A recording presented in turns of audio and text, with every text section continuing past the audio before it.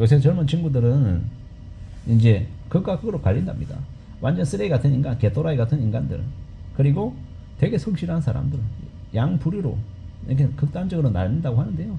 되게 성실하게, 되게 착실하게 사는 친구들은 정말로 아끼고 절약하고 진짜 단벌 신사처럼 옷 몇 가지로 돌려 입고 가며 바깥에서 테이크아웃 커피 안 마시고 도시락 싸서 다니고 저녁 술자리 최대한 채소로 다니고 술 안 마시고 헬스클럽에 가서 매일 운동해서 자기 몸 관리하고 건강 관리하고 영양제 먹고 뭐 되게 건실하게 사는 사람들도 많더라고요. 일하면서 허튼 데 쓰는 돈이 없다 보니까 당연히 돈이 모이고요.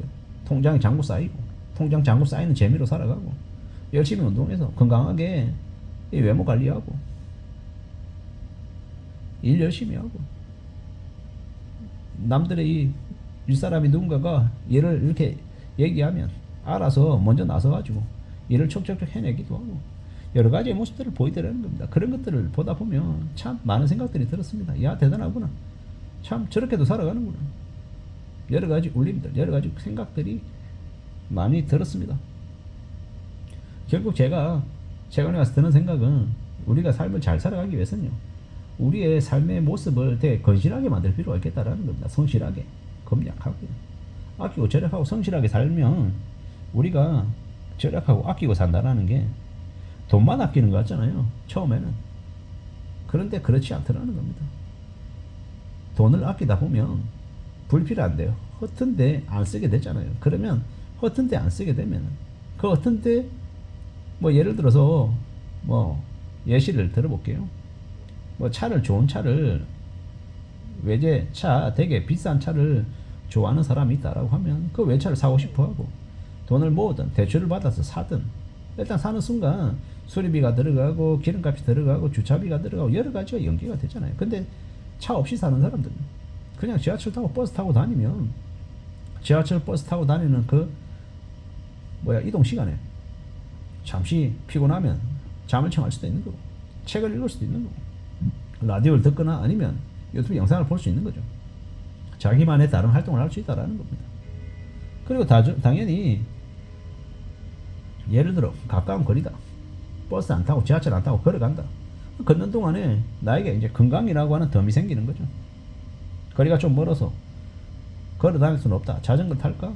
자전거 타는 사람들은 나중에는요, 자전거 타고 다니면 건강도 건강해지기도 하고 아침이나 저녁에 시원한 바람을 맞이하면 컨디션도 좋아지고 기분이 좋아지는 거죠. 여러 가지로 선순환이 된다라고 생각합니다. 아끼고 절약하고 바른 생활하는 사람들은 그저 그냥 바른 생활하고 살아서 그냥 그걸로 딱 끝나는 게 아니라 그것 또한 확장성이 있는 것 같습니다. 성실하고 착실하게 사는 사람이 다른 누군가와 불필요한 관계를 안 하면요, 구설수에 엮일 일도 줄어드는 거고 일에 집중하면요, 회사에 성과 내면 회사에서 그 사람은 나쁘게 볼 이유가 없는 거죠. 아, 저 친구 되게 성실하게 사는구나, 술 안 처먹고 말 실수 안 하고 되게 일에 집중해서 사는구나 라고 좋게 볼 가능성이 크죠. 그런 것들을 잘 좀 우리가 살펴보는 게 필요하지 않겠나라고 생각합니다. 잘 좀 생각하며 살아가 보자고, 잘 좀 지내보자라고 거죠. 살아가는 게 쉬우냐? 쉽지 않습니다. 어렵습니다. 막막하죠. 겁날 때도 많고 두려운 일들이 얼마나 많습니까? 근데 그런 중에도 또 묵묵히 살아내는 사람들이 있습니다. 저는 일본에서는 일본 그 소설 작가 중에는 마츠모토 세이초를 되게 좋아합니다. 40년 넘게 무명 생활을 하다가 나이가 아마 40살이 넘어서 아마 알려졌을 거예요. 그리고 한 40여 년 동안 또 지필 활동을 했고, 주류가 아니고 비주류입니다.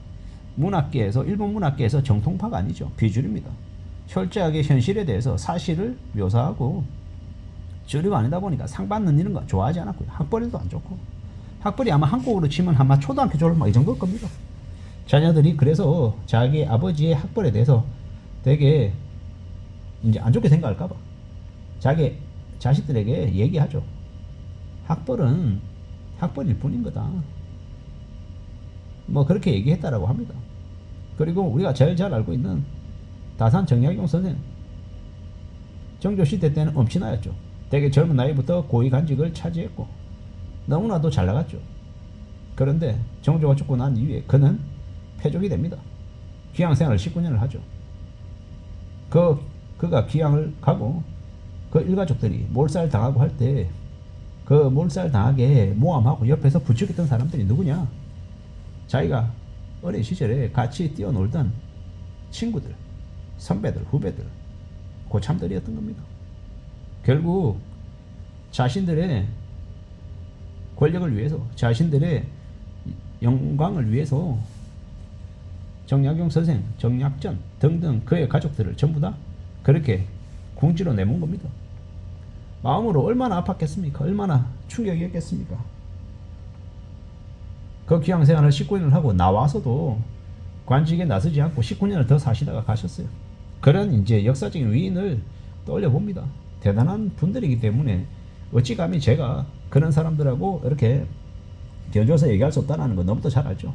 다만 저는 이제 그분들의 그 끈기와 인내 이런 것들을 조금이라도 제가 흉내내고 싶은 마음인 거죠. 중국의 덩샤오핑 다음에 마오쩌둥, 마오쩌둥 다음에 덩샤오핑, 덩소핑이라고 하죠. 그것도 마찬가지로 뭐 공과 가가 있지만 저는 대한민국에서도 많은 대통령들 중에서 우리가 흔히 알고 있는 그 원력 군사 쿠데타의 주역이었던 박정희 대통령도 우리에게는 분명히 많은 유산들을 물려줬다고 생각하고요. 정치적인 부분에 있어서는 또 안타까운 부분도 있지만 경제적인 부분과 여러 가지 부분에 있어서 한국이 발전하는 데 있어서 분명히 밑거름을 만들어줬다는 것도 우리는 잊으면 안 되는 거고, 뭐 저도 점점 나이가 들어가서 그런지 우리가 잊고 지내는 것들에 대해서는 좀 냉정하게 생각해 볼 필요가 있다고 봅니다. 세상 그 어디에도 그냥 되는 거 없습니다. 포스코, 포항제철, 박태준 회장, 진짜 믿기 어려운 일들을 만들어냈잖아요. 무에서 유를 창조했던 거고, 그런 인물들이 아마 차고 넘친다라고 생각합니다. 우리가 지금 이만큼 살고 있고, 저 중국과 러시아와 일본 강대국들 있잖아요. 강대국 틈바구니에서 흡수되지 않고 지금의 이 나라를 온전하게 유지하고 살아간다는 것 자체가 한국의 DNA가 보통이 아니라고 생각합니다. 그리고 한국에 사는 무수히 많은 사람들의 이 열정과 끈기와 이 각오는 절대로 우습게 볼 게 아니라고 생각하는 거죠. 그렇기 때문에 아무리 힘들고 어렵고 쉽지 않은 상황에 놓여도 절대로 스스로 무너지거나 쓰러지지 않았으면 좋겠습니다. 넘어져도 다시 일어나고 또 일어나고 했으면 좋겠다는 겁니다. 요즘 넘어지는 사람들이 참 많이 보입니다. 안타깝죠. 답답하죠. 그럼에도 불구하고 또 포기하지 않고 헤쳐나가고 앞으로 또 앞으로 전진하기를 진심으로 바랄 뿐입니다. 이상입니다.